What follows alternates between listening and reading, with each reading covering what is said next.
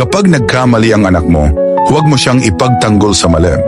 Ang pagiging magulang ay hindi nangangahulugang palaging kakampihan ng anak, lalo na kung alam mong siya ay nasa maling panig.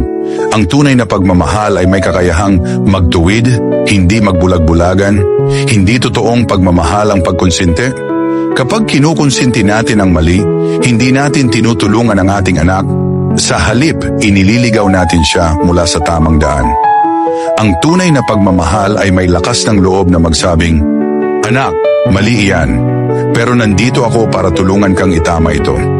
Mahalagang matutunan ng isang bata na tanggapin ang kanyang pagkakamali.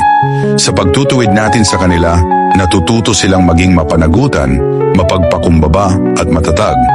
Ang pagbangon mula sa pagkakamali ay bahagi ng paghubog sa kanilang pagkatao, at tayo bilang magulang ang may mahalagang papel sa prosesong ito. Mas malalim ang pagmamahal na kayang magsaayos kaysa sa pagmamahal na nagpapalusot. Ipakita mong mahal mo siya sa pamamagitan ng pagtuturo ng tama at mali. Ang pagtakip sa kanyang pagkakamali ay panandaliang aliw lamang. Ngunit ang pagtutuwid ay pangmatagalang gabay tungo sa pagiging mabuting tao.